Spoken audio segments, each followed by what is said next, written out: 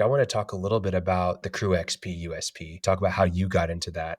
Let's talk about the steps really fast. Um, what do you think are the first things that you should look at when you're talking about developing a USP for your company? I think, that's a great question. I think you really and we've done this well the last couple of years. I think you really have to dive into who your ideal customers are. You have to understand who that customer is, and for us, there's 3 profiles.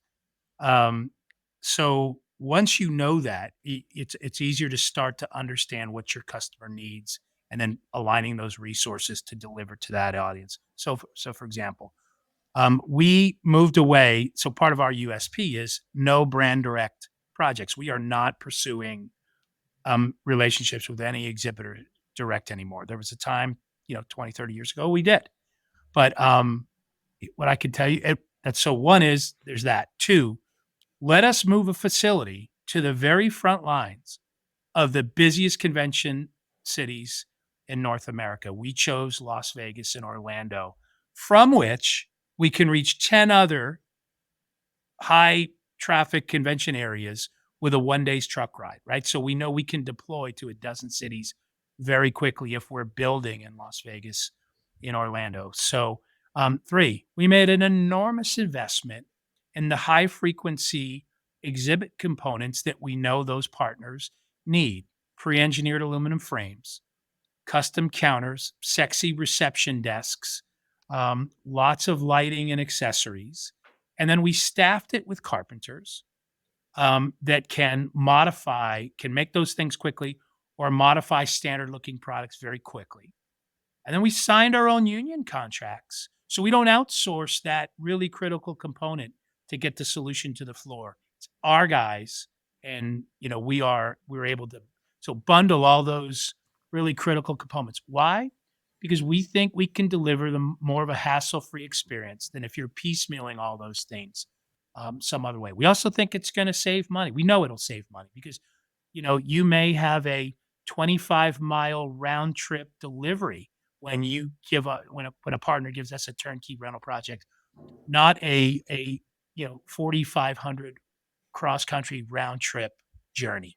And if you know what the costs of freight and gas and the driver and trailer shortage and the impact of all that stuff, this makes us a safer bet. And I think safe and dependable, that's a big part of what our USP has become with the partners that know us. So yeah, Yeah, I mean, we've thought about all that, Khalil. yeah. So obviously, this doesn't necessarily. It's not like you. It's not like you can point to, man, Chris. Do you remember that meeting on November 3rd of 1999 where we sat down and we figured it out? We had it all planned out. This is Yeah, exactly yeah, what we're going to do. That's not, it comes from experience. It comes from time. Your USP will evolve as the market evolves, as your audience evolves, as your well, abilities and capabilities evolve as well.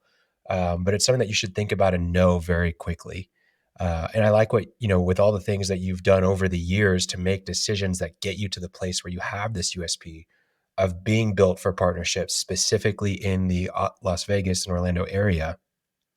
It allows you to be so focused on it, and it allows people to feel like, oh, if I want a long-term partner that's going to help me in those spaces, I need to go with CrewXP. If this is something yeah. where I'm going to have events in these places frequently, they're the go-to. Um, You, and so, I sorry to jump, but to your point, there's a lot of companies, Khalil, in my space that have facilities in Las Vegas, as an example, the busiest city in North America. They do that to service their customers, right? So they may store and house their customers' exhibits there because their customers there a lot, but they're not structured to serve other exhibit houses and agencies in the way that we are. They're not structured with staff. Their processes are not. One of the things I've learned is when we made that commitment to go all into the trade, it changed our processes. It changed the products that we stocked in the inventory. It changed the facility and layout. The talent that we hired, the way we behave. Um, there are some great companies that serve the trade. Um, there aren't a lot of great companies that have put the whole package together, forward deployed, the way we have. It's a serious expense to do that. So, and I know that because the partners that we have are super grateful, and the ones that call us desperately in the 11th hour can't find anybody else that can make that offering. So it's been an interesting, really to just to learn how unique we really are. But I did want to, we were talking earlier offline about what does a USP look like in the trade, in the exhibit and experiential agency space. And there's a lot of things people choose to emphasize and amplify as their USP.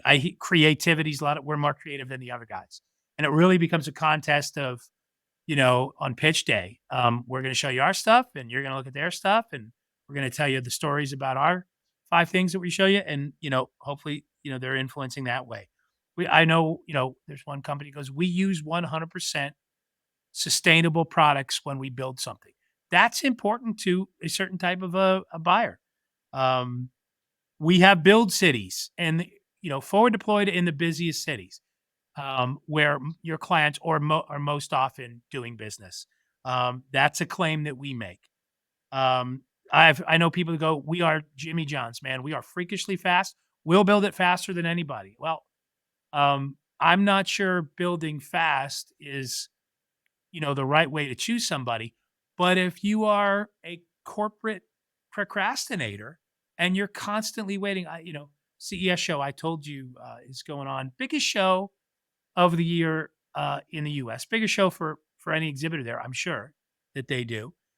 And we literally will get people that will call us 2.5 weeks before moving starts, wanting to talk about building something for them. And you go, okay, so and we've become better at saying we're not going to be your best option because we know the shortcuts and the things we have to skip in order to make that test, and you're not going to be happy, and we won't be happy if you're not happy. So there's that. I know several that have come out and they promote, we will give you a guaranteed not to exceed price.